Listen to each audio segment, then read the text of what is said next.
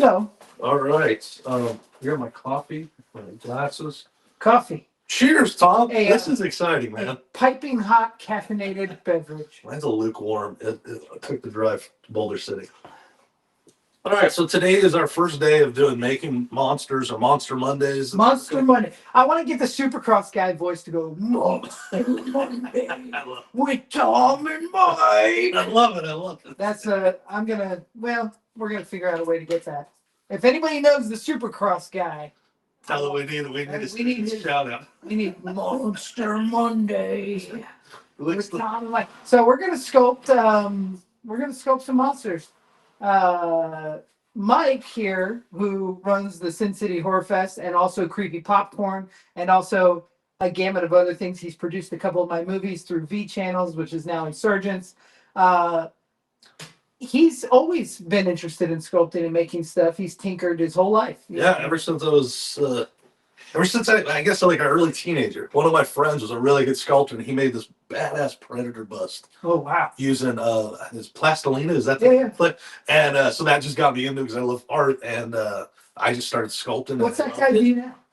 I don't know. His name is Adam Lane, and I haven't chatted with him in a long time. But Adam's also the same guy that introduced me to Ted V. Michaels and got me into work on Ted's movie. So cool. Adam was he's a great dude, very artistic. He's like an integral part of your life, but then exited. Yeah. We see each other like every 10 years. But Adam, if somehow you see this, I miss you. Give me a call. It's been a long time.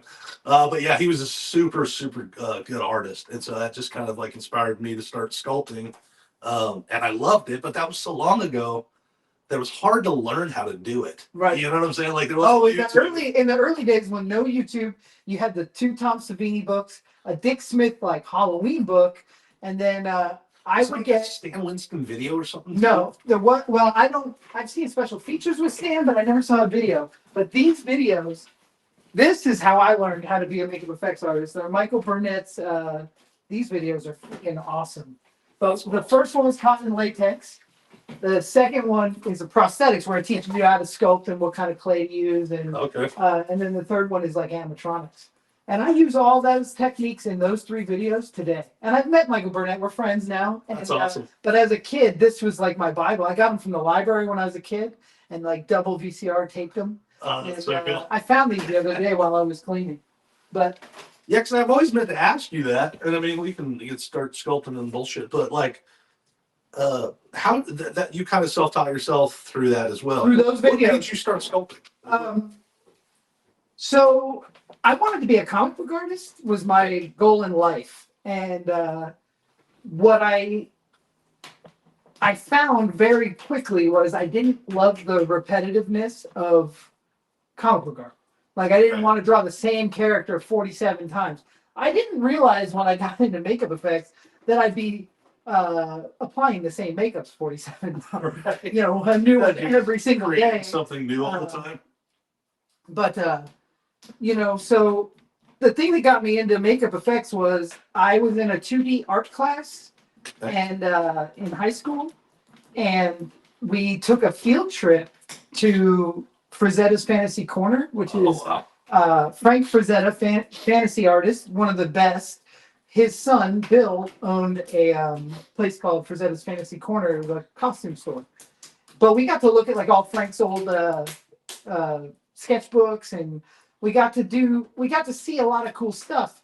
But part of that was those Tom Savini books. And they had them there. And I got one of those books. And then I ended up visiting that store. It was in my hometown. I think I kept them in business, not in October, Yeah. And came friends with Bill Frazetta, and he really sent me on my path for like makeup effects. And then I met Tom Savini at a Chiller Theater, which is a horror convention, and in like 1997, and that changed my whole life, man. That's so cool. I knew from 16 years old this is what I was going to do my whole life. Right. And I stopped everything. I wanted to be a pro skateboarder. I wanted to be a pro snowboarder. I was like on my way. And I stopped it all and said, nope, I'm going to move to Hollywood and make monsters for a living. And from 16 on, that was my goal in life. And so where did you get like with the clay and all that stuff? What do you? So back then, there was no YouTube or anything, but there was Monster Makers. Monster Makers is a company in Ohio, and they sell effect supplies. And they sold like a life casting kit where you could buy. It comes with alginate, and it comes with plaster bandages and ultracal, so you can make your own life cast. I remember failing. You know, you wait all month for this thing to come in the mail. You know, Right. and then just blow through those Before materials tracking existed and all that shit. and fail miserably, and then you just got to order more. All right.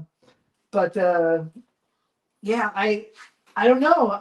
As far as clay art class and stuff, like we're using right now, this is wet clay. This is developed by Walt Disney. It's a Walter Elias Disney. This was that's why it's called wet clay. Everybody thinks it's wet with a T, but Dude, I always thought it was wet, and I always was like, well, but what's it actually called? no, this is wet clay EM217. Okay. And so the EM212, maybe I can't remember. Shoot, that says I'm old. Anyway, I think it's 217. Guys, if you know, Somebody asked, are we watching a class? You are watching a class. But so not a formal class. No. This is like one of those things where you go day drinking and paint a picture. But no, this clay was developed by Walt Disney, and it was made, I believe, for Pirates of the Caribbean because the water-based clay they were using kept drying out so quick. Oh, really? So this just is water clay, but has glycerin in it, and that keeps it from drying out so fast. And it's very similar though to pottery clay, and that's what I kind of started working with. And then the plastilinas you can get at the hobby shop. They're so hard to work with. Like heat them up. Yeah, Right? yeah.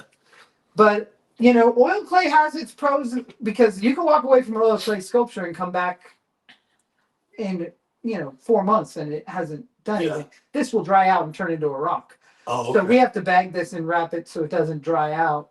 I did find a couple, like as I was pulling through, there's like some, it feels like little rock pieces. Is that the dried out? It could be mold making material because this is like reconstituted clay I've used 100 times. Another benefit of wet clay, you can just wet it down because it'll dry out like this is a block of dry wet clay right here. Oh wow! And but you just put that in a bag of water and it'll turn right back into clay. Oh wow, that's amazing. So it's really affordable. It's really malleable when it's soft, fast to work with. That's why I like it. And that fact that you can't walk away from it and leave it for 4 months stops you from procrastinating, Right. Which I really like. Yeah, I had a bust that I had created that I worked on the things, and it was like the only one I had ever made, and I had worked on it for like 9 years, like if not that, but probably 3 years. It was always just sitting on this table. I would never really fix it, but it was like it was plastilina that I used, and it was just like every time I went to go work with it again, I had to like kind of try to figure out how to heat it up. I didn't have a heat gun then, so it was like hair dryer. Yeah, it would take me about We 15 would make minutes. tinfoil boxes, like a cardboard box with tinfoil, and then you put a hair dryer in the back of it, That's and great. then a little oven. Can you pass me? There's a bin with eyeballs up there, iPhones.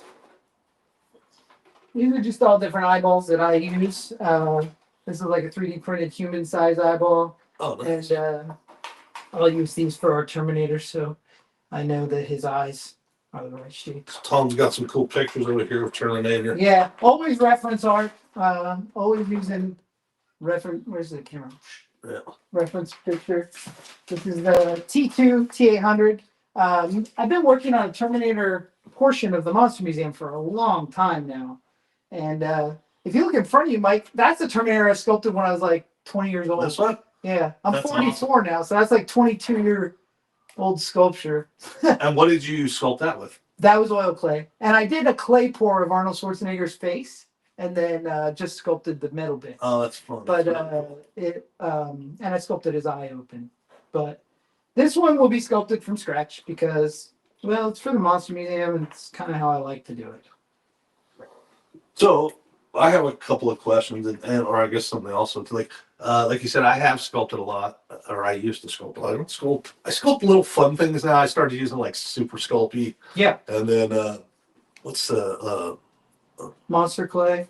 I used that a little bit, but I like the ones that would like harden up when I was done, so that I could just like paint it, it and put on yeah. the shelf something fun. Yeah, But those are really hard to like get I don't know, like I never got great enough, but I haven't used this kind of clay in a long time. And what we talked about kind of before we got started is I know that I always did it wrong. Right.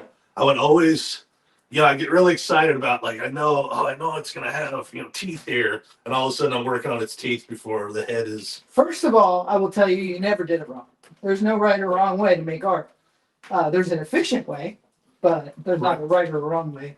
Second of all, I definitely have a system. You'll see that I'm not in any. You still on the floor. I am not in any way making this look like Arnold Schwarzenegger right now. Right. I am playing this up and just getting shaped so I can then whittle down. So Right. I always go.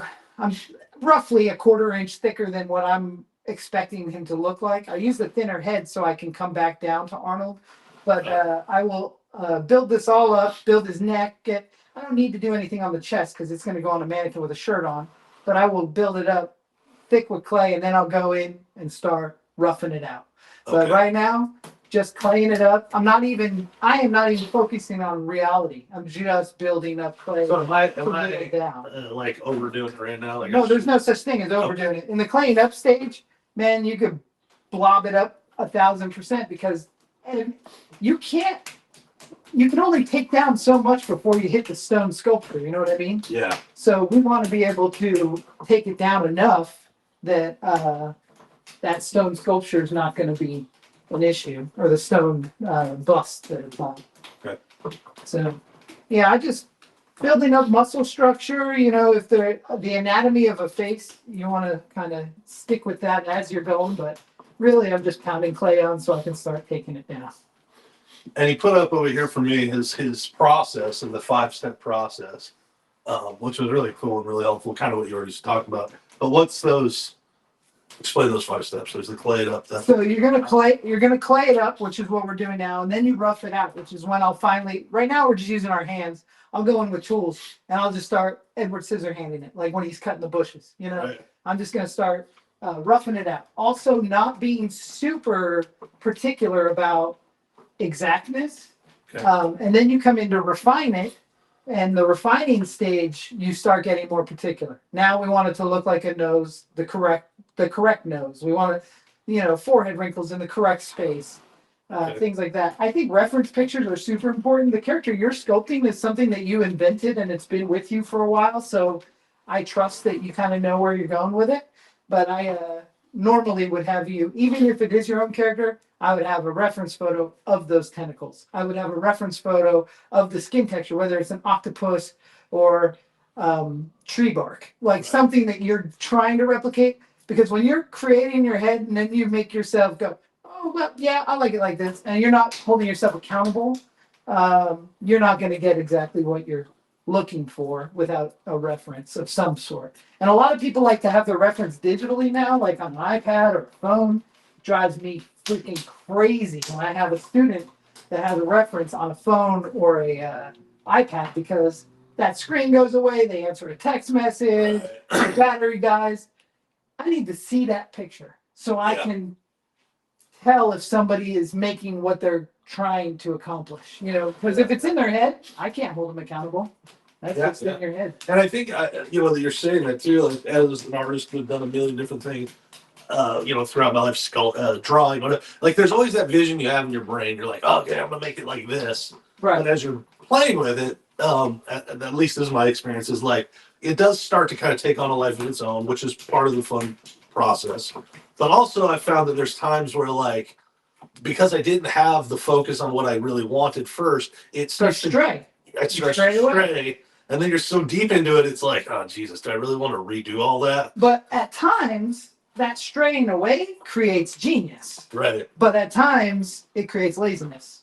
Right. So it's like the happy or promotes laziness, I should say. And I'm actually going to sculpt his hair when I get to that stage, because laying the hair, to lay Arnold's hair for it to lay perfectly is very difficult to make it look like him. But if I sculpt it, I can lay a thin layer of hair over the sculpture and it'll be stylized exactly how I want it. Okay. Which, if anybody's familiar with the Trick or Treat Studios mask, like Shorty, the killer clown I made, we sculpted the hair underneath his hair. That's cool because you did a lot of trick or treat masks, right? I've done 4 trick or treat studio masks. I did Shorty from Killer Clowns, Fatso from Killer Clowns, Killjoy from the Full Moon movie Killjoy, and the Ginger Dead Man. Nice. And those guys are great to work with. They've been friends for a long time. And I used to go down to Justin Mabry, who runs Trick or Treat. I used to go visit him when he lived in Mississippi, and we would sculpt there. And that was just like this, man. Just 2 dudes having a good time sculpting. Back then, we ate a lot of Panda Express. I think I've cut that out of my diet. I think he has too by now. But I'm definitely cut it out of my diet. but 2 dudes sculpting. It was a good time. So with my sculpture, my plan is, is that when we're done, what I'd like to do is make a face, like a front only mask. Yeah, Of, front of the face. was it like latex? Not latex. What's You want to use silicone Yeah. because you want it to be wiggly and wobbly, and Yeah. so we're thinking like an EcoFlex 0030 from Smooth On. So a question I have about you've seen the other mask that I had. I had made this for a short film that I had done a while back, and it was just like I took a mask that already existed, and then I just built on it, painted it, and did all the fun stuff that I wanted to it. Right. But for that, I always loved the way that demon came out, and I wanted to like kind of do more with him. I wish I have it here somewhere, and I was looking for it. I think it got stuck with our Halloween costumes. Somebody was. One day I'll plug in when we edit this. One day I'll add the video Picture. of like him that's sort of in the picture. But with that little movie that I had made, he just shows up and kills some people.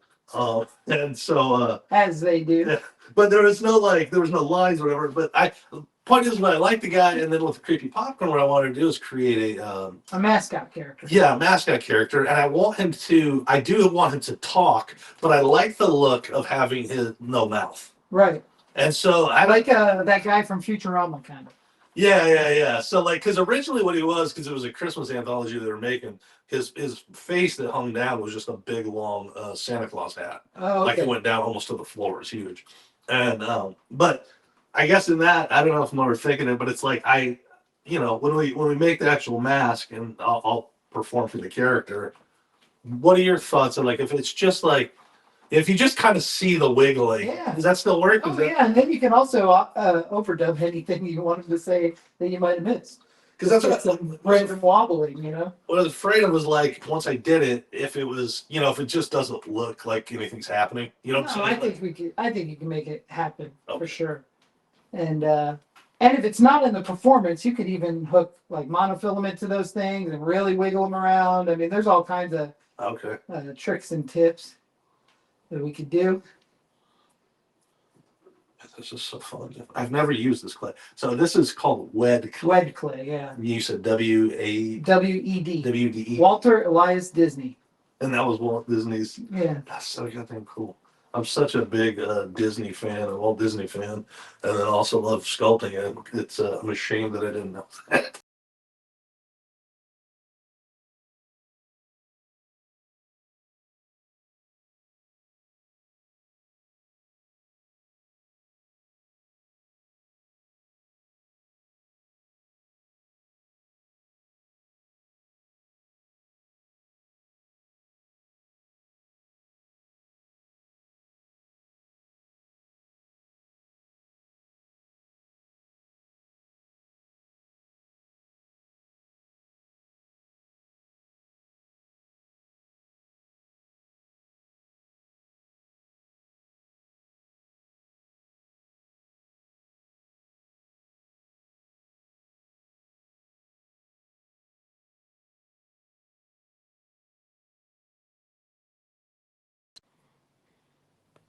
All right, I think we're back. Give it a second. How long can you go live on Instagram? Is that Instagram? I feel like I've gone for a couple hours. So I don't know. Like I think it's pretty decent. I think you have a pretty good time on time. Yeah, we're back. Sorry about that. My phone on do not disturb. And we're back. So you guys out there in Instagram, we are streaming on YouTube as well. And if you are not following us on YouTube, Creepy Popcorn and Monster Museum Network. Those are 2 channels that you should be definitely subscribed to and watching. I'm doing a 365 day of posts. Today's post is going to be this. So enjoy. Hang with us. This could be a long one. Yeah. Well, and we're going to do this every Monday. Every Monday, I'm going to come out to your shop. We're going to do our little live stream podcast. Yeah. Talk about monsters, sculpt some fun stuff. And yeah, I'm really excited about this. And it'll be on both our channels. And also, yeah, feel free to ask questions. We're trying to field the questions. Yeah, but now that the clay gets a little messing up the computer. So where I'm at right now with mine, I mean, my thing's kind of supposed to be a little bit slim. But you know, should I keep bulking this up a little bit more? Also, like for the eyes, because it's going to be on your human eyes. Yeah. So you're going to want, when we get to roughing it out with the tool, you're going to go down to that stone and reveal the eyelids on that form. Okay. 100%. But until then, just keep adding a little. You're good. And when you think you have enough to start whittling down, you can grab that.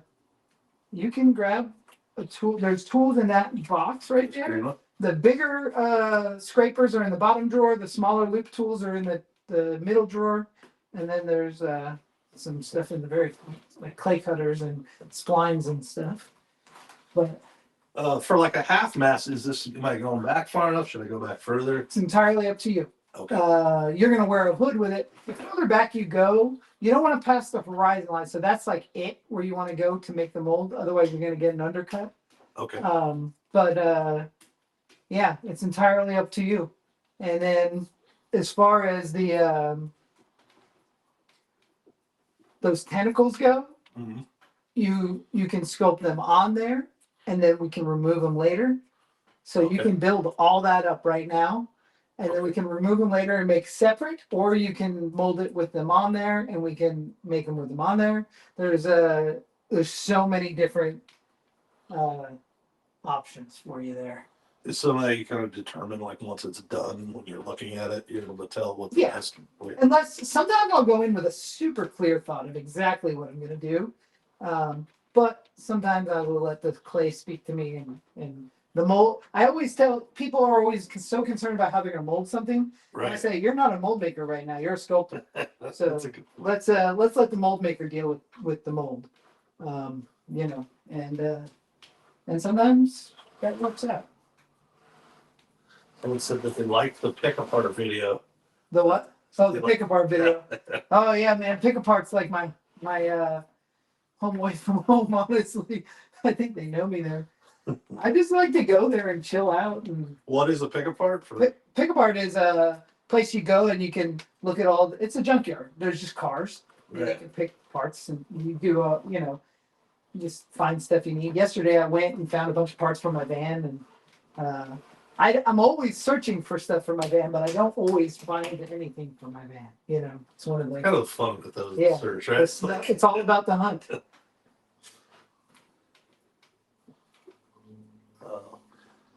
I watched the other night the new Predator movie, Badlands. Oh yeah, I texted you in the middle of it, and then you texted me, and I was like, "Hey, you shouldn't be texting. You're watching a movie." Have you seen that yet? No, not yet. God, I loved it. Was it good? It was good.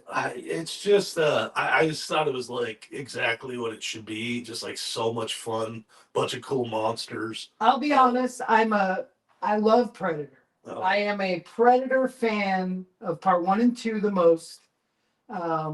I like Robert Rodriguez's Predator, but I don't love new Predator movies. I'm hoping it's great, and I've heard this from you and other people, but I'm just so like, I miss Danny Glover and Arnold Schwarzenegger. Yeah. Like, I mean, and the monster just being a monster, no definition, no answer, no backstory. I don't need. Well, then you might not like this one. I mean, I just miss the old days. Yeah, of mystery. Yes. Like I don't know if we've talked about it before. I talk about that a lot. Is like I realized that that moment in time when the prequels to Star Wars came out, I feel like that was the beginning of the end. But in that period, it was so cool to get to learn like, Oh, more, yeah. yeah, you get like, and I remember, like, I don't know, the 5 year period, man, I was just loving figuring out everything about everything and hearing backstories. And then just one day I was like, oh, I hate this now. Yeah, It's, you're killing it. yeah. And man, with Star Wars, the Mandalorian, I mean, not the Mandalorian, the Book of Boba Fett. I was like, why, guys? Why? Boba Fett's the most mysterious character. Don't do it. Don't tell me. Yeah, and you're 100% right about that. That one was, and I'm not the kind of, like, I can only name, I don't even know if I can name off the top of my head. I don't normally hate anything. I don't hate like much. it and I move on from it. I don't hate much. I usually, if you completed a movie, especially on the indie level, Right. I can find something to like. Right. I understand how hard it is. I understand the effort. I understand all of that, and I can usually find something redeeming. And I did find some things redeeming in Book of Boba Fett. Like, there's some fun I- stuff. But you're right. The only episode I liked was the one with the Mandalorian, Right. and I was like, well, that could have been It could've been- the whole show could have been the Mandalorian, honestly, and then I wouldn't have minded. It was the fact that it had to be Boba Fett that just drove me crazy. Well, yeah, and when when they have to over-explain, how he survived through The Sarlacc Sarlacc, pit? it's just like, you don't have to do that. Like, it's like, like, it's one of those things for us, for Star Wars nerds. It's like, we've kind of known that for a very long time. And it's just cool. It's like, and just seeing him crawl out would have been enough. Like, I don't need to see his endless visions of him in the back to tank or whatever it is. And, Yeah, but, I agree. that's just nerds. There's being nerds. So, like, what it got me thinking about, though, when I was watching the Predator movie, made me sort of realize, like, the Predator, like, is one of my absolute favorite monster designs. Like, Yeah. I just love the Predator, and I mean the Alien too. There's like, but I feel like from Aliens and Predator, and there was like this sweet spot in that period of time where like all those were just so cool. Yeah. And then there was like a period of time where like everything kind of got the insect vibe. Oh, the Starship Troopers. Starship Troopers. I love Starship Troopers. Yeah, well, Starship Troopers is such a fun thing. But yeah, it just got me, I don't know, brought up my love of like, reminded me of how much I love the Predator and what it looks like. And I started thinking about other monsters. And what are some of your favorite monster designs? So I love big, goofy rubber monsters. I absolutely love Pumpkinhead. Yeah, I think that might be Pumpkinhead. top. I love Predator. I think Predator is one of the coolest. I think that there's a movie called Mosquito Man. Really, really cool rubber monster. Early 2000s. Yeah, I don't know. I was thinking If about it's a rubber monster, usually game, And I know, like, Pumpkinhead, when I say rubber monster, I mean Pumpkinhead is foam rubber at its best. It's like, well, John Carpenter's The Thing. I can't say Pumpkinhead's at its best when you have The Thing as well, but there's something about that Pumpkinhead. era. Well, first of all, the movie was directed by Stan Winston, so it was shot for the effect. Right. We saw the monster whether it was in the dark or not. Also, there's dirt bikes in that movie, and that to me makes a classic horror film instantly if there's dirt bikes in it. Lance Henriksen was awesome. So much good about. Yeah, that movie is just it's just one of the best. It's like but I don't remember, and I've seen them, but I don't remember the sequels at all. Part 2, Blood Wings, is incredible, directed by Jeff Burr, one of my favorite directors of all time. I think he's the most underrated sequel director ever. He did Pumpkinhead 2, Puppet Master 4 and 5, Stepfather 2. He's just awesome. Jeff Burr is one of my favorites. I got to work for him one time. What'd you work for? It was a movie called Devil's Den with Devin Sawa and Ken Foree, and it was just a low budget horror film. And a guy named Mark Viniello brought me on, and Mark is an amazing foam latex runner, and he needed some help with making some fake bodies and stuff. And I used to have a body mold, that actually made its way around a lot of the shops. And I got to help out Mark with some of that stuff. And the coolest thing is, I'll never forget, me and my buddy Dominic were at Mark's garage working on this movie that, I love Jeff Burr and I love Devin Sawa. I was like, this is so cool. And then Mark goes, oh, I want to show you guys some test footage from one of my things I did with Stan Winston. And I was like, awesome. And it was these tapes of Jurassic Park 3, and he was in the pterodactyl suit. Oh, And that's he's amazing. showing me all the test footage of him running around in the pterodactyl suit. And, I haven't talked to Mark in a long time. I see him online and stuff. We'll hit a like on each other's posts or whatever. But it's just so cool to know that, like, I don't know. That was just a cool moment. Like, Yeah, it's amazing. my life has been pretty weird because first and foremost, I'm still a fan of this stuff. Right. So to have worked with a lot of my heroes and then people unexpectedly, like I get this from a lot of people, they don't know that I was involved in something, and then it comes out and they're like, oh my god, I love that. And and I love Jurassic Park 3, and it was one of those moments like effects guys, you still are like behind the scenes dudes, like names in the credit that you wouldn't know who Mark Viniello is, but you've all seen his work. I mean, if anybody's seen Hellboy, you've seen Mark Viniello's work. Right. He doesn't get the credit that he should, and a lot of us don't when we're working in the big world. It's like being a small brick in a huge Yeah, world. it's like because the director, the creator, kind of gets all Yeah.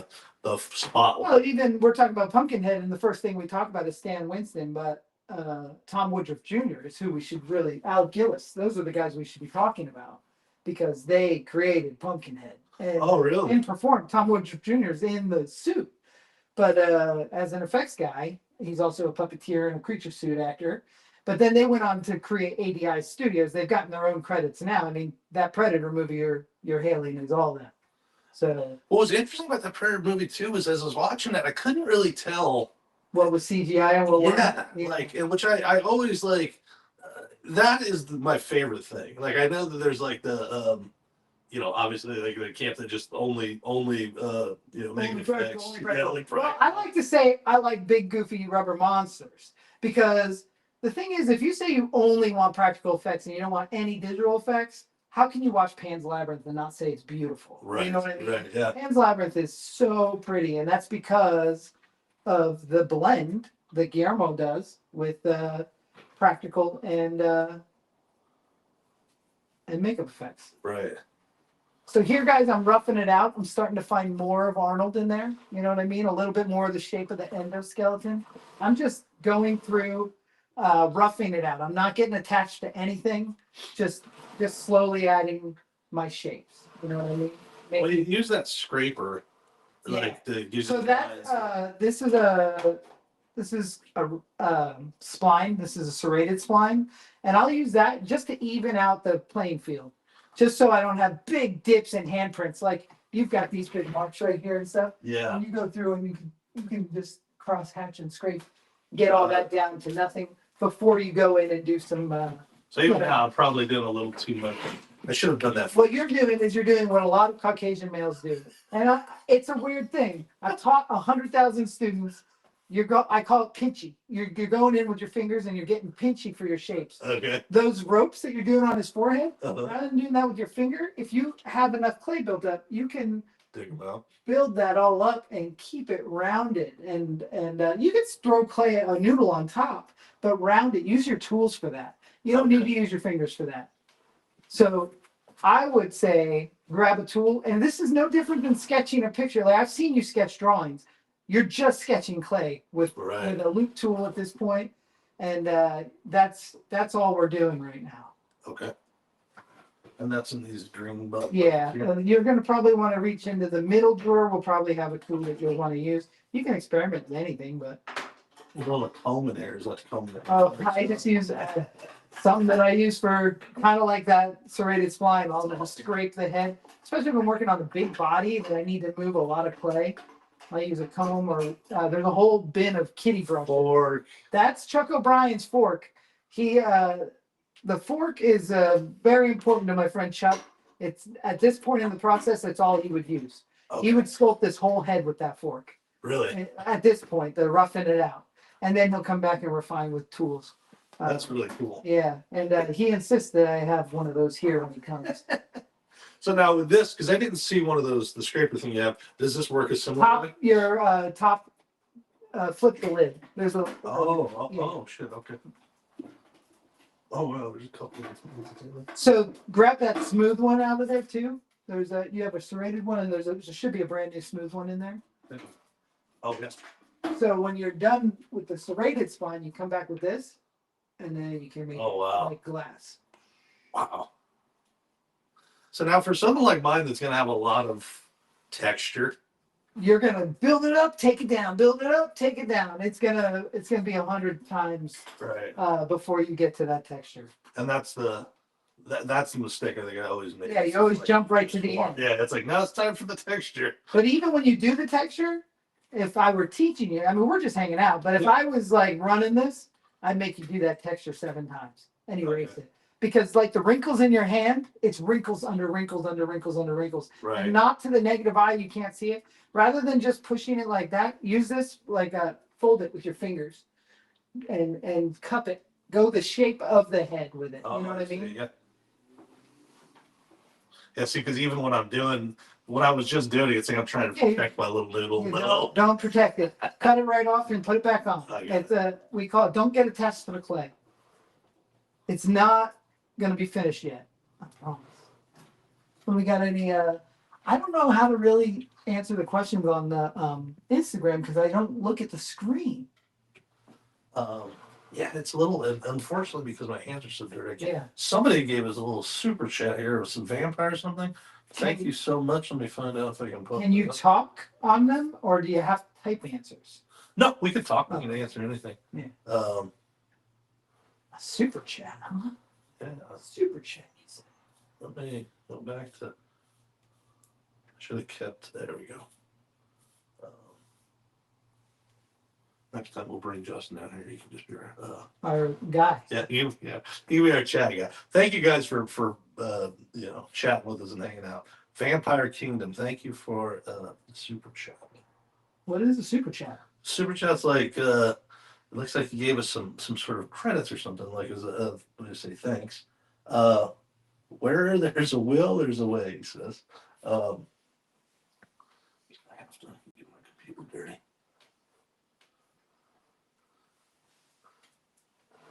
Yeah, it's a super sticker. Okay. Right. It says 19. This 100 underlined toy. I think he's explaining the emoji. Thank you very much. He said, "Good luck with your project." Vampire Kingdom 13. I don't know who that one is. I might, but I don't know his name. Yeah. Like it's funny, like these things like YouTube and all these deals, they've been around for so long. Some of us, and some of the names are. Yeah, it's like back in the day. I remember I didn't like. I'm like, what do I put? Like I shouldn't put Mike, or Mike was gone immediately. So you start coming up with names. We actually changed ours to the Monster Museum Network after the Monster Museum was born, but it used to just be 1313 Effects, Then the Monster Museum kind of started taking the precedence over the effects company. Which is very cool. For you guys, if any of you guys are watching and haven't been out to his Monster Museum, it's a great day. It is. It's fun time. So much cool stuff in there. And that was cool as you added recently at the end of the tour of the Monster Museum, there's a big poster of all the work that Tom has done, all the things that he's worked on throughout his career. That poster's getting popular. It's funny because I fought that for a long time. And it's not that I'm not proud of everything I've done. It's a monster museum. And at the Monster Museum, I wanted to talk about movies that I was full-heartedly responsible for. Right. Didn't work for somebody else on. But B, I wanted to talk about stuff that was monsters. Right. A lot of my career is not monsters. It's stuff like CSI Miami and, What is some of the what are a couple or even one of like maybe the most surprising movies that you wouldn't think that you worked on, or TV shows, that you wouldn't even think about the makeup effects? Like what's a couple of the weirder ones? I'd say some of the weirder. I don't know if it's a weird that you wouldn't think about the makeup effects. I mean, Seabiscuit had like Right. small makeup, Yeah, I think that's a and very good one. that was one that came up recently. Uh, I've actually never even seen it. A movie called Master and Commander. Right, with Russell A Crowe. lot of people don't know that I worked on that. Tears from the Sun with Bruce Willis. That was one that, So, but it's like on Seabiscuit, what did you do on Seabiscuit? so I just worked in the prosthetic shop, so I made and ran. I made molds, but also ran prosthetics like gelatin prosthetics. Mostly, it was run by a guy named Chris Burgoyne, but I would assist him. And that's the thing. This is the thing. When I say I've worked on all this stuff, worked on and doing are so different because, like, being that small part of Seabiscuit, just pulling molds, doing whatever, that counts. You're part of that movie. Yeah, But I didn't do it. Like I didn't do this on Seabiscuit. You know what I mean? I didn't right. make Seabiscuit. I actually worked on Terminator 3. And I did a lot of work on Terminator 3. We made this body, me and my buddy Chuck made this body that hangs from a hook and smashes through downtown Los Angeles. But in the end of the movie, when it came out, they turned that whole scene like they covered our body with CGI, with like a CGI character. But that doesn't mean I didn't work. I did an Arnold Schwarzenegger body likeness, and it was awesome, and it moved, and uh, it was just one of those things. That's what happens, you know, and that's Hollywood, baby. Is that a little hard to kind of swallow the first few times you experienced it? Like That was the first time I experienced it. Either that or Daredevil. I can't remember which one came first. I made a body of Colin Farrell for Daredevil that falls out of a window and smashes a car, and they covered him with CGI. And it didn't bother me. I mean, we gave them the form to put CGI over. It's not a floating cartoon. It moves. It is the body that we made. They just gave it life somehow. Although I think it would have looked better if they just used the dummy, honestly. Do sometimes you find like with those types of situations that like, and maybe it's gotten better through time, but like they kind of have you do too much work. Like if they're gonna cover it on the big budget, they don't care. Right. It is a lot of work like that. So the whole Terminator 3 thing was awesome. So I worked on a movie called Scorpion King. Was my first movie, and me and this guy Chuck, maybe it wasn't even Chuck then.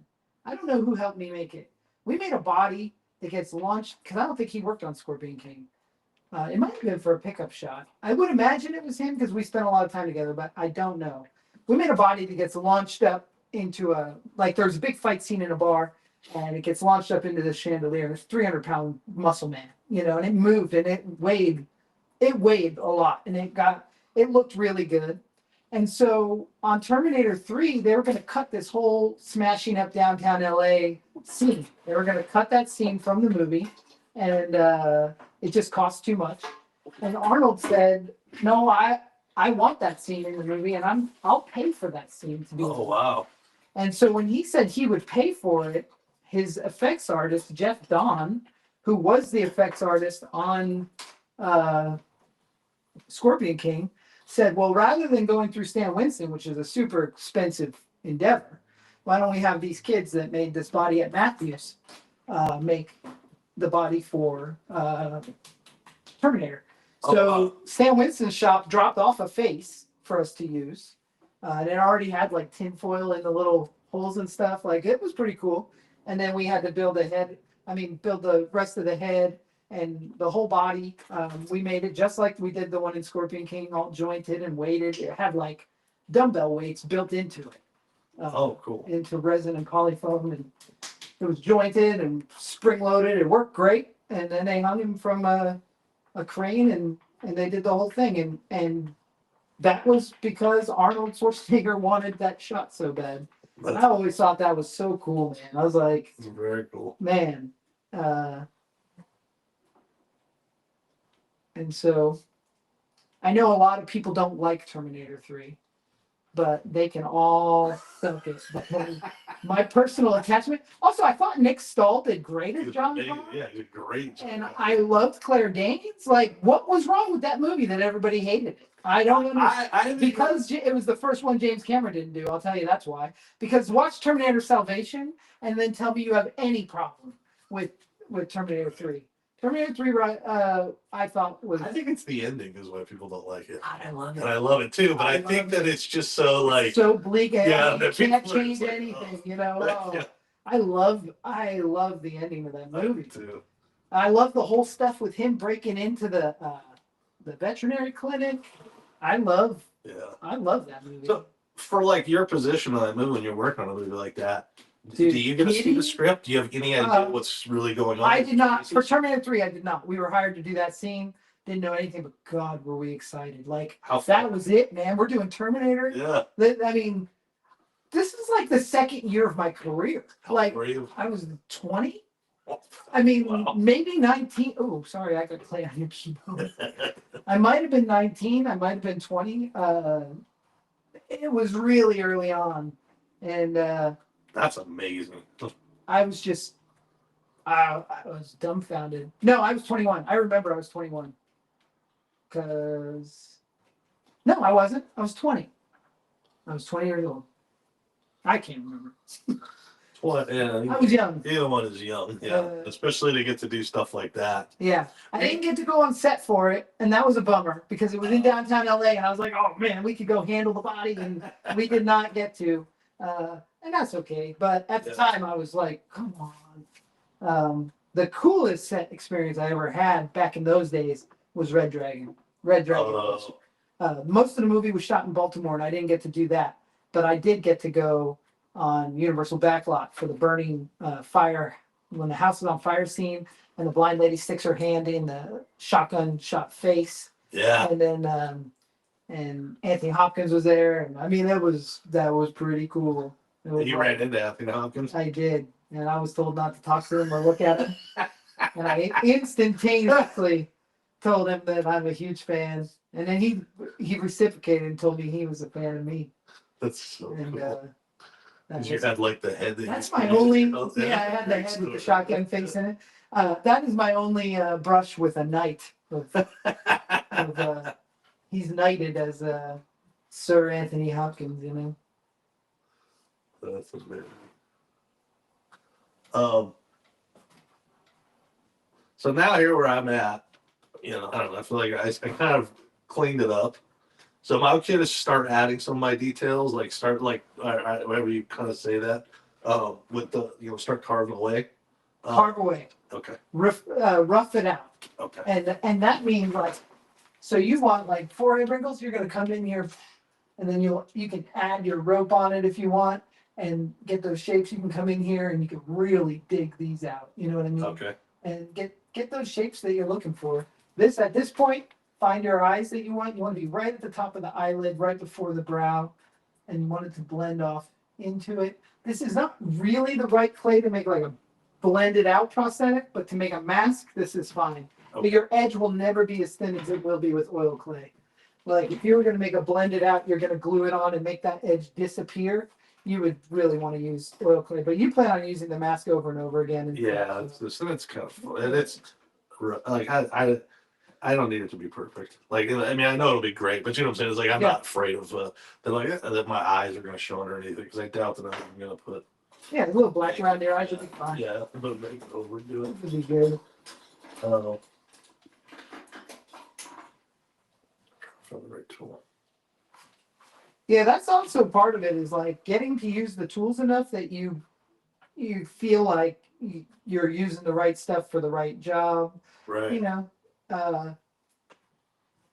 I don't tend to switch tools too much. Like I'll use the same wire loop tool for the whole. I got these big toolboxes full of shit, but I don't use half of it. I feel like I was the same too. Like when anything I would do, I always have just a couple that are my Yeah, your go-to. Yeah, and kind of like your friend you with the fork. Yeah. It's like that's kind of the cool thing about sculpting too. Is sometimes you find sometimes your favorite tool is a fork. Yeah, he's an excellent sculptor, Chuck O'Brien, and we make a lot of monsters together. We've been working together since X-Files, and he lives in Pennsylvania, but I fly him out when I get a good job. that he came and helped me with Alien Storm, and he helped me with Bikers versus Werewolves. He helped me with Devil's Night. Couple good, some of my those Mahal movies, man. I'm gonna miss the Mahal brothers because working for those guys, they were just so, they trusted me. They were awesome. Kept you busy, and then Kept me also just busy. had kind of like stuff that was right down your alley too. Yeah, Like I mean, but that was the thing. They'd say 4 creatures every movie, 4 creature suits. Never gave me too much notes. You know, those guys really, really were awesome to work with. Yeah. Um, and Did the werewolf one? It hasn't come out yet. no, either as Alien Storm, but I heard Alien Storm is finished, just hasn't come out yet. And it is a shame for those of you guys who don't know. Michael Mahal passed away, but he was one of the producers and one of the brothers. But it's a shame because he was always so proud of his premieres and seeing those movies. He'll never get to see those movies. Yeah. You know. And he was, if I'm not mistaken, like he was a little bit more of like, I don't know, like he handled a lot of the. Yeah, he was the producer. Right. Sonny, also a producer, but Sonny was more like he had the script notes and he had the casting ideas, and you know, Yeah. honestly, Sonny had more of the fun job, and Michael dealt with all the headaches. And, Right. But loved it. Like that was Yeah. he thrived on dealing with those Like headaches. fixing You know? problem solving, Yeah. problem solution. And Sonny wrote the checks. And they both though were really awesome about like every time you see him on set, brother, you guys are killing it, you're smashing it, 1313 effects for life. Like they made you feel like, oh man, we're really doing it, you know. And, That's awesome. but meanwhile, we are like their movie is awesome because we make these cool monsters, Yeah. and then everybody's having such a good time, and you know, it's reciprocal, but they were never those filmmakers that just brush by you and keep going. They always had like kind words if they saw you in passing, and I love that. I'm a Leo. I need my main stroke. I like to. He said the other day, cracked me up. Heard it put that way, but it's great. It's perfect. It's true. I know it. I like to be told I'm awesome. I think most people do. Most people do. Some people get kind of shy about it. Leos don't. Leos are like, hell yeah. Like, Keep hey, it man. going. Awesome.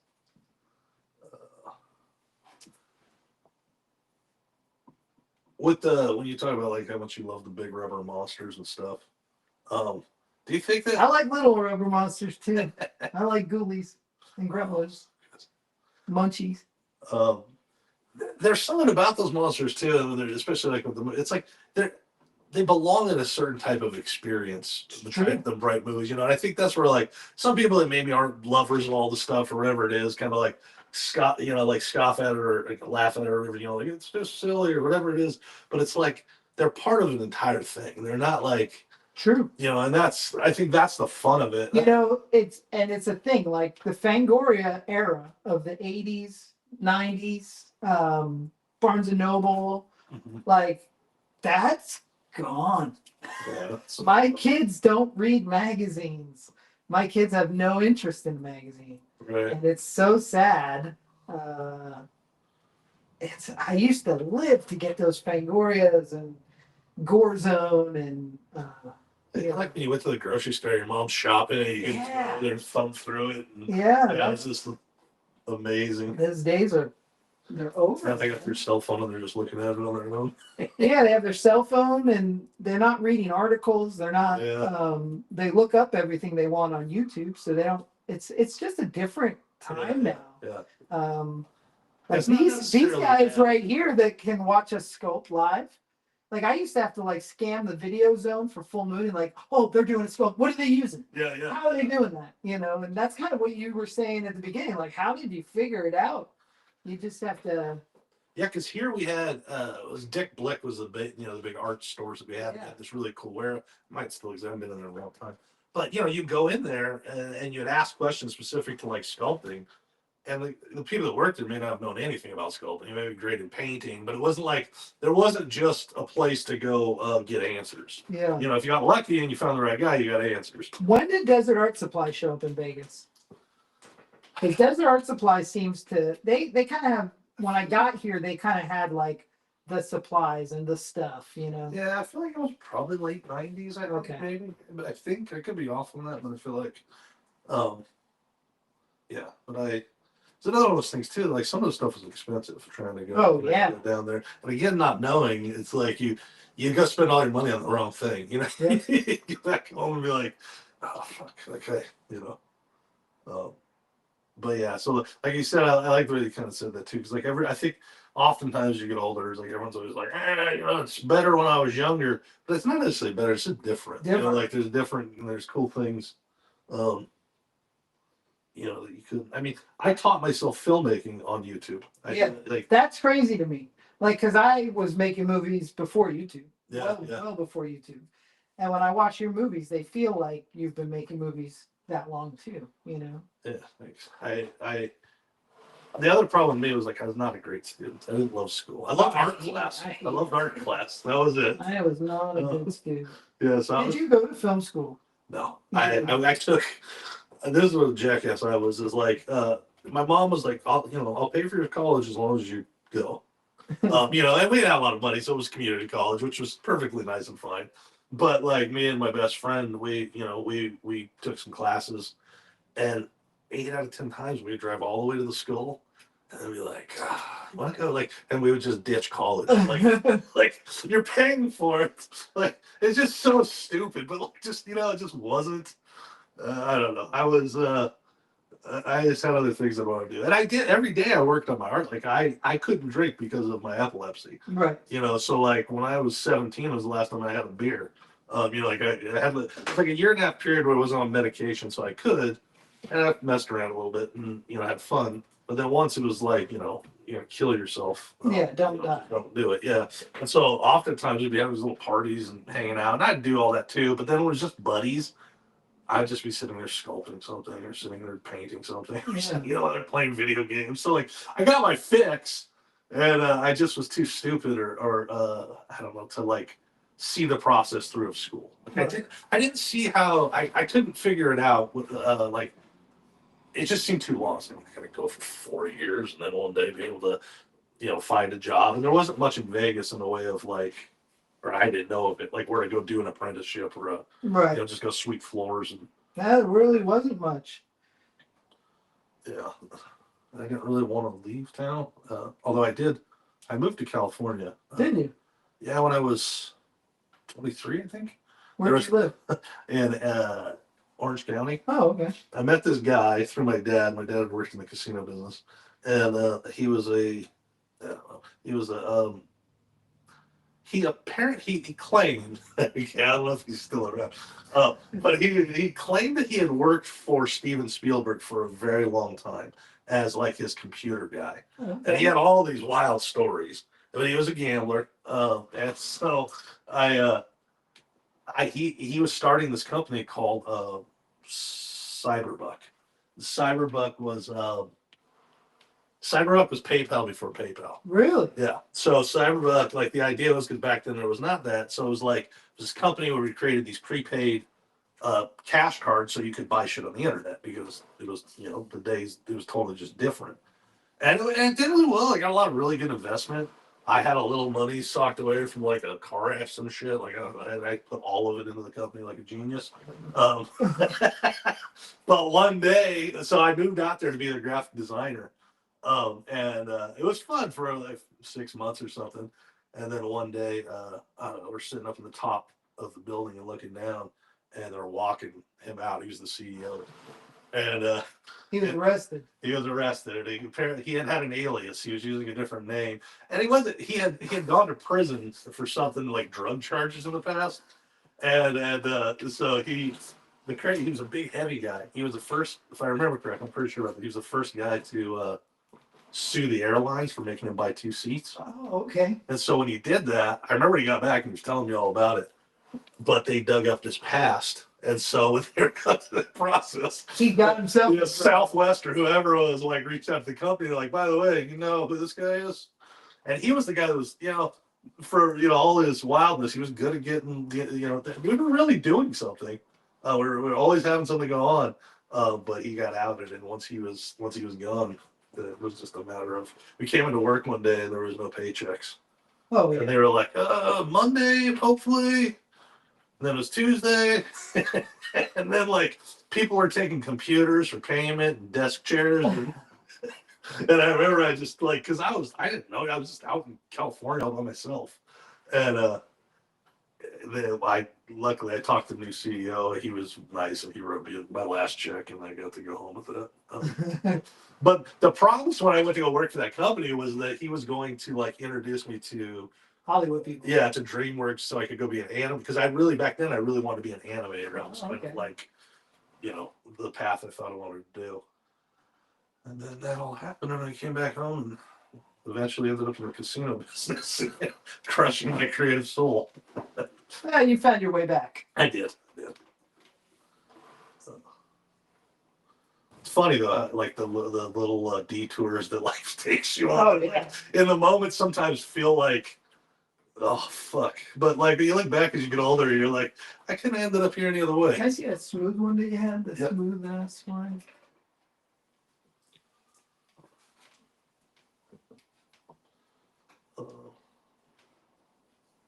Like right now, I can see like my eyebrows, my these things are off.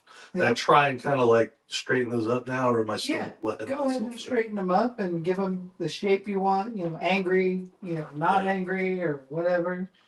Okay. That's fun. So every Monday between 10 and 11, I get down here a little earlier. I didn't really factor in the setup time, but also I think Yeah. we got our setup. Yeah, we're figuring it all out. But yeah, every Monday will be playing and sculpting some stuff, talking, and I'll set it up better so if people have questions, we can read them faster. Yeah. So, It would be helpful to have another person to do that. it would. We could have Lola do that. Yeah. Or Kayla. Kayla's not doing anything today, I don't think. Is she running the Monster Museum today? She's just in her office, so she'd be perfect on Mondays to do that. But I don't think she works at the Monster Museum or the museum on Mondays. And for those of you that don't know, Kayla is, she's like your producer. You guys have known each other, worked a long time. So Kayla's worked for me for about 7 years, but she's like my right hand. That's the best way to describe it. She's like my right hand. She's a personal assistant. She's my producer on the little movies. She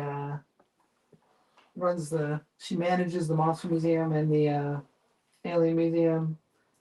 Keeps on top of everything. That's awesome. And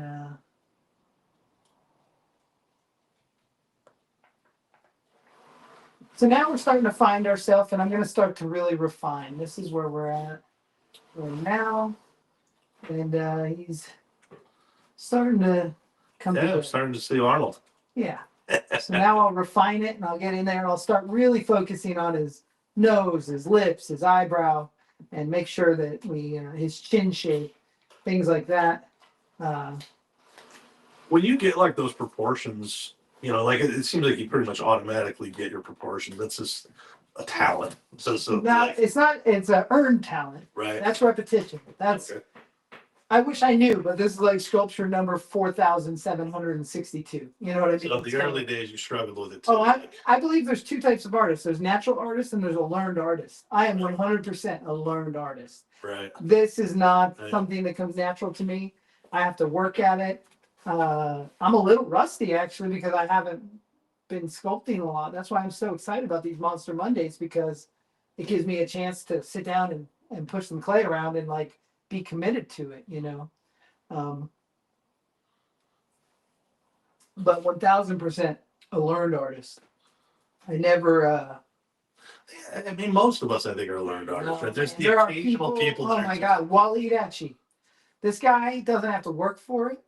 He doesn't have to try. Flows through him. And because of that, he's like a super procrastinator to the point of like, if he would hone his craft, he'd be insane. Right. But like the Bloody Bluff creature head, Uh-huh. that's his like second full head sculpt ever. Oh wow. You know what I mean? Like he's a naturally gifted artist. And the same thing with when it comes to painting. God, he's good. But he don't have to work for it like we do, or I do. And, Yeah, I do too. Like I feel like I can always achieve about 70% of what like my vision was. You know, like, but then it was like, and that was what I was getting at earlier. Is like, you know, even when I would draw, it's like I would come up with this really cool idea for like a comic characters. I also wanted to be a comic artist at one point. I realized the same thing, that once I started to try to do it, I was like, that's not any fun for it's me. not fun. I don't like all the rules. And I didn't want. I've always liked to just make shit up. Like Yeah. I'm not. My wife is an incredible realistic artist. Yeah. Like she can draw perfect likenesses. I can't. I've never been able to do that. And I don't. You know, I would never try to train myself to do it because I like to just make shit up. Like I like to just, you know, create something. But what it is like that 70% is like I finished many things at 70%. Well, there is an art to calling it done too. Yeah. I think completion is key, right? Like Right. it needs to be finished. But no, I just think repetition for me. I've taught a lot of classes, and a lot of people used to say, I don't hear it as much anymore, but they used to say, oh, if you can't do, you teach. Well, I think if you want to do the best of your ability, you teach, because you start listening. You start listening to the garbage you're telling them, Yeah. which isn't garbage at all. It's like hints on how to do it, you know, and you start taking your own advice, and eventually you become a master because you've done it. I mean, I've taught thousands of students. I've taught at 3 different schools. I ran my own school for a while, so that's 4. I've done workshops all over the country with conventions and haunted houses, and the that made me such a better artist. Well, I think that like I totally understand with that too, because I've learned that a lot in my life, not in the moment, but like looking back of like, you know, I don't stop talking. Oh, I Like, know. and I love talking about you know, things that I'm passionate about, like art, filmmaking, all these things. And you know, oftentimes someone will ask a question or something as I'm explaining or trying to answer that question or help somebody with something.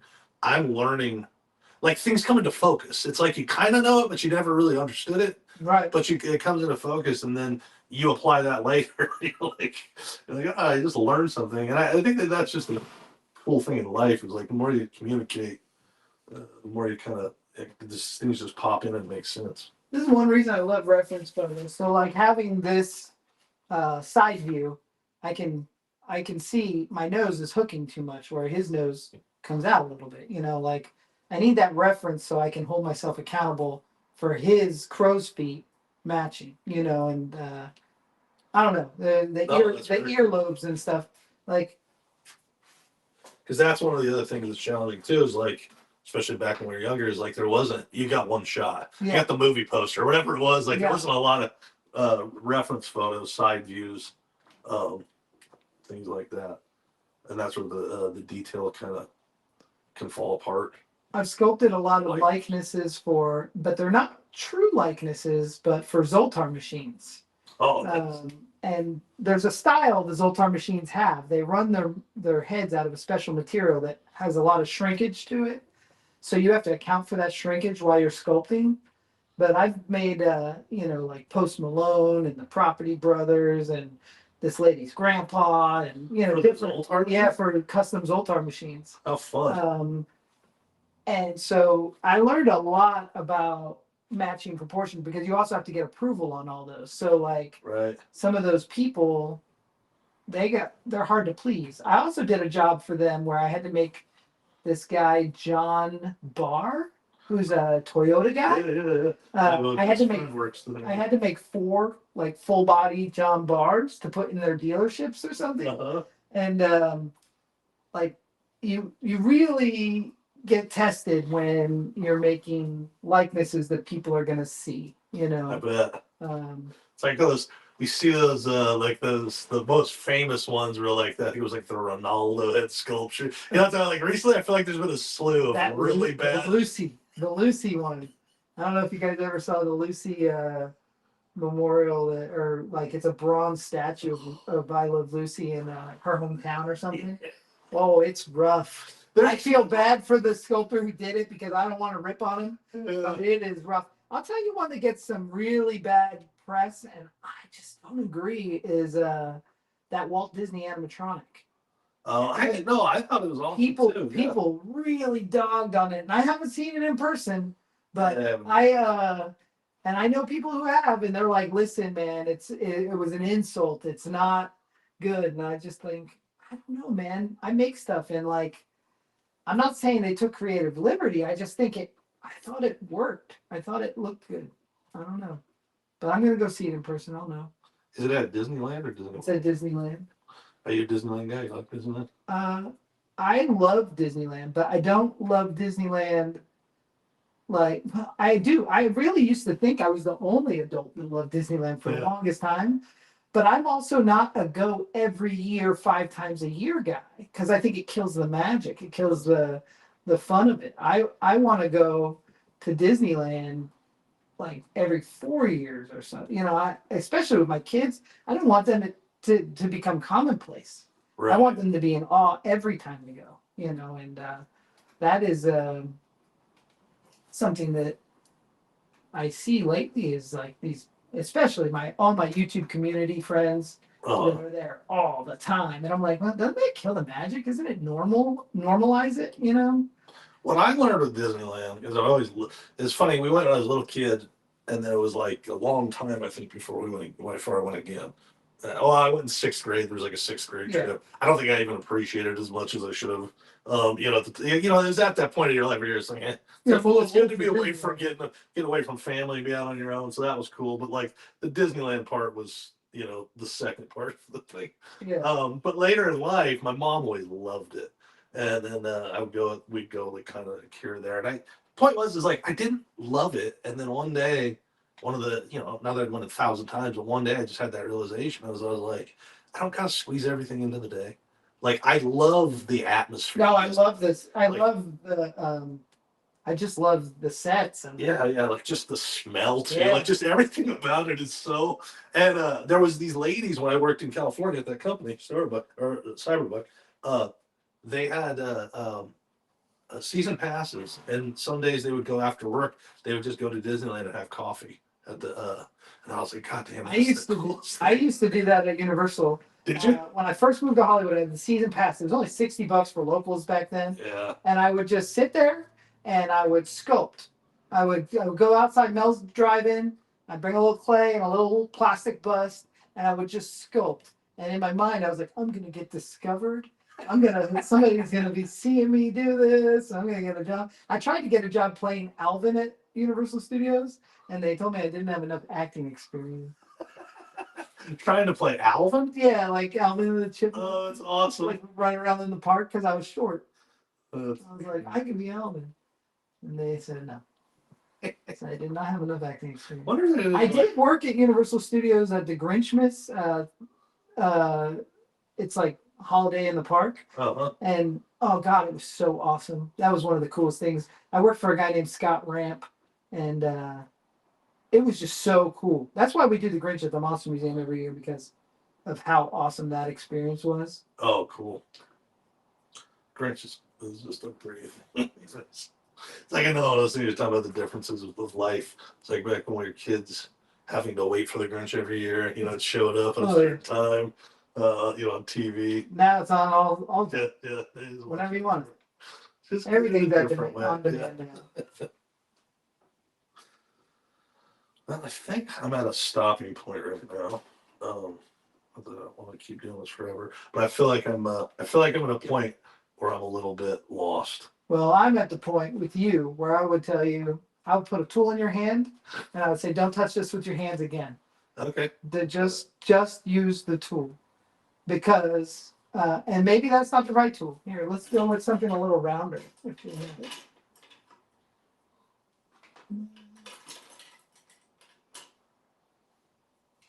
Oh my goodness.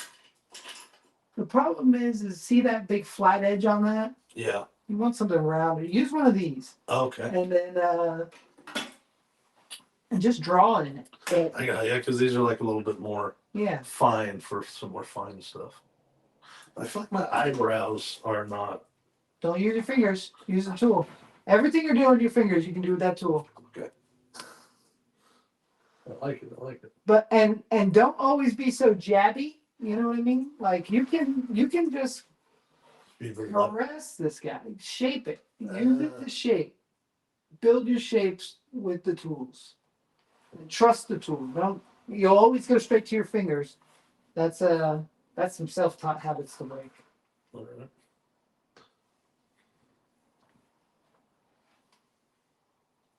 But if you're trying to get out of here, I totally understand. We can call it whenever you want. No, I'd sit here all day if I didn't have a job.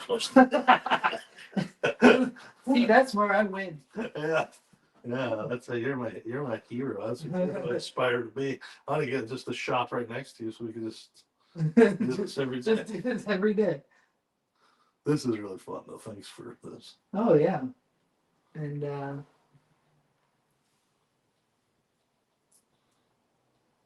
I love it. So when we're done with this though, we'll you just wrap it up with plastic? Yeah, we'll put a plastic bag on it, spritz it down with some water, and then it'll be good. As long as that plastic bag is sealed, it won't dry out. I've traveled across country with a bag sculpture. You just gotta be careful with it. Are you working on any other like? Do you have any movies coming up that you're working on or anything like that? I don't have anybody else's movies I'm working on, just my own stuff.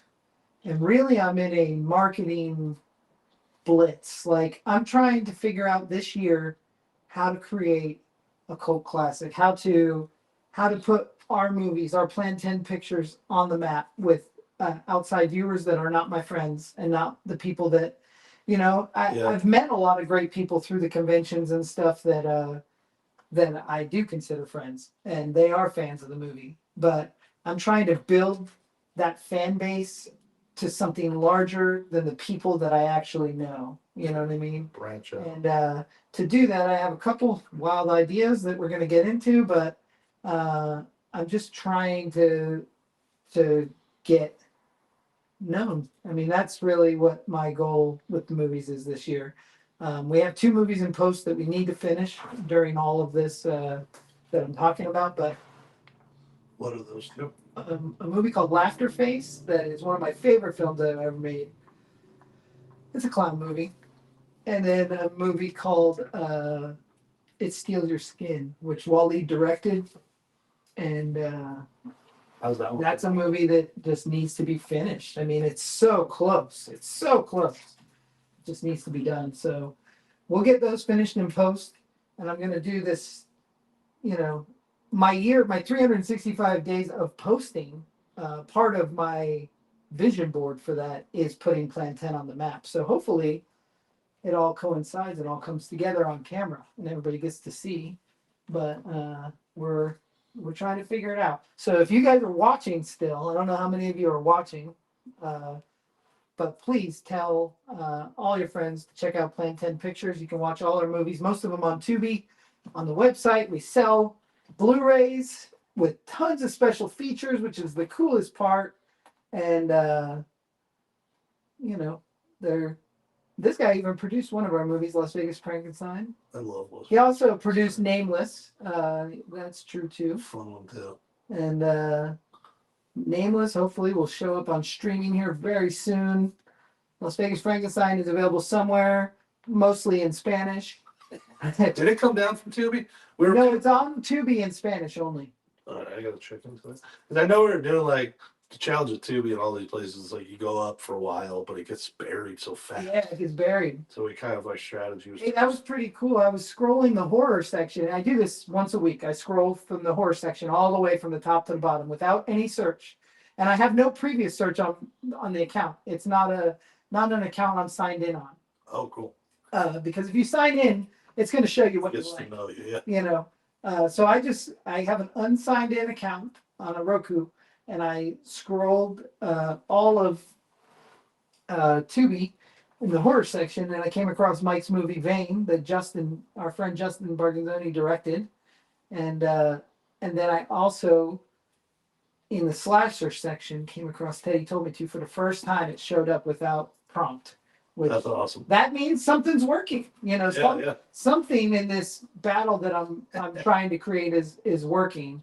And one of my guerrilla marketing schemes, and if any of you guys watching follow any of the Tubi boards, you've probably seen this. But on the Tubi message boards on Facebook, no matter what question is asked, I answer it. Teddy Told Me To. And then lately I've been posting the trailer for Teddy Told Me To. But I think because of that, more people are searching it, and that's why it's showing up on the slasher.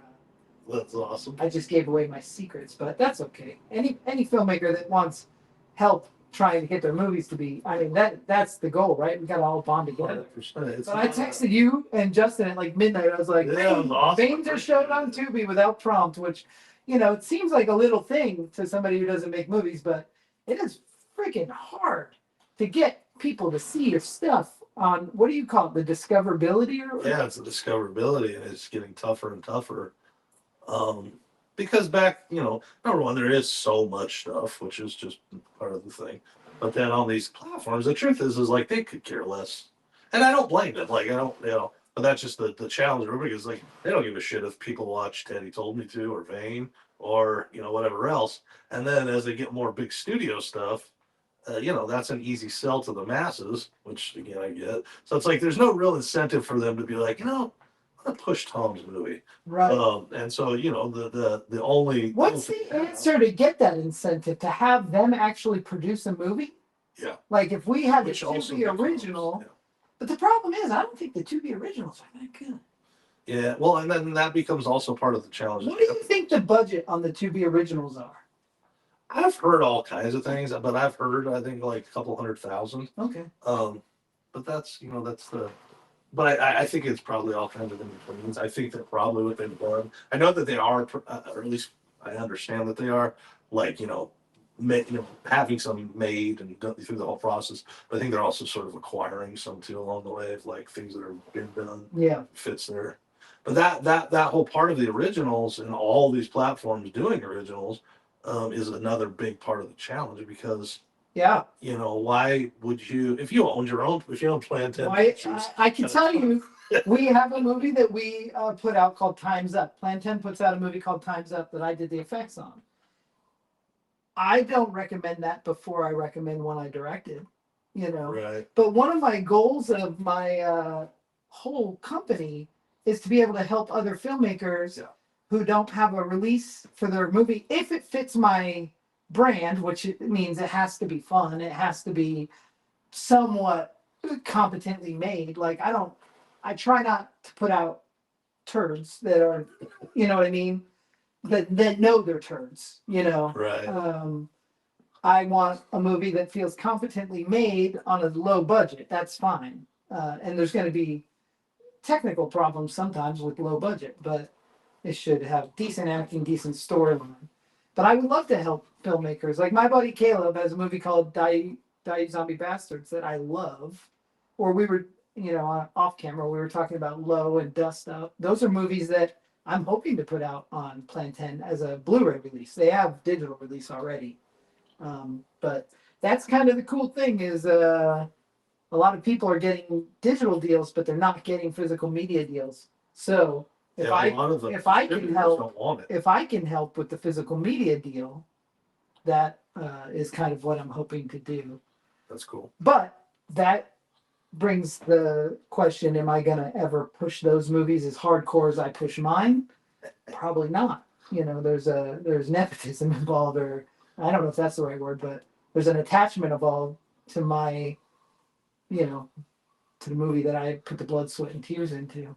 Yeah, and I mean, and on a lot of levels, that's like even as a company like a Tubi or an Amazon or a Netflix, just the financial. It's like the thing is we can go out and put whatever you put into your movie, 10,000 or 500,000 or 5 million, and then we just put it out to the world and market it. And hopefully, it makes the money back. But if you had your own money printing machine that you could put it, if you have that like, of course you're going to put it at the top. Of course you're going to, you want to. Yeah. By design, that's going to happen. So that's, part of the challenge. So I wish that there was a platform that didn't have any skin in the game that way. You know, that was just like That No. just was a Yeah, release agent. yeah. But I don't know if that will ever exist again. But I wonder if that's a way to look at the future. Like, what if you built a company called Release Agent that is a streaming platform that you just put out other people's movies? Right. I mean, I watch a lot of the ones that are like homemade channels of like public domain movies, like Yeah. horror stuff and everything. And I love that. Like, I'm real into seeing, I don't know how many times I've seen The Wasp Woman or, Yeah. you know, any of those. I'm enjoying this actually now I'm getting a Yeah. little less heavy handed and just kind of having some fun. And And also knowing you're a long ways from done. yeah, because you're going to go back in with water and a brush and you're going to almost erase everything you've done and then you're going to do it again. But right now you're in the middle of like roughing it out and refining it right now. You're in like two spots. Step 2 and step 3, is that right? Yeah. Well, what time is it? I don't know. 12:37. I think we started around probably closer to 11. An hour and a half in, at least. Which is good.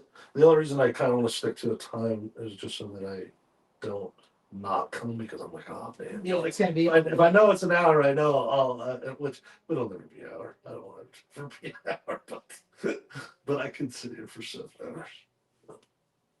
And the thing is because we're live, my boss could peek in and see that I'm not working. Yeah. No, Nick's crazy. Hey, Nick, thanks for lending us money. This is marketing for all of us, I promise. Well, but also what we are going to do is to get these set up. You know, we've started our new website, Fierce, and our whole. Hey, I had a weird thing with that. Well, When I repost that, maybe we'll talk off camera on it, Yeah. but when I repost that link, it doesn't go to it does if I click on your link, it goes right to the interview. If I repost it goes to something different every time. really? Yeah. On the like spam website stuff. or just No, the link, like if it's on Facebook and you click on it, I had to delete it 3 times. Because if you click on it, it's like Russian facials or What's different stuff every time. I think I screenshotted one of them. okay? Yeah, definitely. I need to know because I have no idea what would cause that, but I also don't really know. Yeah, it's weird. There's a lot of don't know. But the link that you sent me, if I click on it, goes right to it. But when you share When that, I share that link, it doesn't go to it at all. So we will pick up these sculptures next week on Monday. Is that absolutely. Yeah. All right. All right, that's what I've got so far for today. That's fun. This is where I'm at. That's fun. I love it. Looking like Arnold, man. You got the mouth, the nose, the whole. I'll be back. One day I'll have to give it a shot, see how bad I am at trying to do a likeness. Dude, likenesses, not easy. No. But the coolest thing about Tom Devlin's Monster Museum is it's my art, and it doesn't have to be perfect. Like nothing that in there I've ever said this is not Madame Tussauds. This is my style. Right. So if this guy looks a little broodier than Arnold, I'm allowed to do whatever I want. That's what you meant to do. But I am really trying to. I'm trying to represent the guy. You know, I want it to be my Terminator. I don't want it to be a Terminator. You know. What were you? You may have said that, but I forgot. Like, what is this going to be for? So in the museum, I started a Terminator section, and right now there's a T1000 and a cool motorcycle. That's it. So I've got this. I'm working on this. I've started this a year ago, and I haven't finished it. Oh, that's awesome. This is the TX from Terminator 3. That's cool. So I'm gonna Dremel all of her lines out, and this is hollow resin cast. I'm gonna put blue LED in so she glows. Wow. And So you sculpted that, and that's the. this is the resin cast of it. So this will be finished soon with this guy, and this will go in a case. There's already a T800 head in there, and then we're working. Chris is helping me make a full body endoskeleton of the T800. Oh, nice. So we'll have a huge Terminator section, but it's just been in the process now for about a year, and so That's cool. You know, we'll get there. All right. His eye is a little, see, I step away and I'm like, well, his eye looks a little bit close. Bring that way. Cool. Vampire Kingdom, put a couple more messages, wisdom, success, and get out, please. Thank you, Vampire Kingdom, for all the comments and well wishes. Very cool. All right. Anything else to say before we say goodbye? No. Hey, if you're watching on the Instagram, please go to the YouTube, like, subscribe, hit that notification bell. And if you're watching on YouTube, thanks for joining the 365 days of live posting on Creepy Popcorn. Come over to the Monster Museum Network on YouTube and check it out. And the Monster Museum Network, come over to Creepy Popcorn. Mike runs an awesome channel, great content. You can watch Teddy Told Me To there in its entirety. You can watch the After Dark in its entirety. We do live casts on there sometimes. And we're going to do some cool special features and stuff coming up. So the collaboration I'm feeling is awesome. And it fits perfect. So thank you guys for watching. Yeah, thanks for coming out.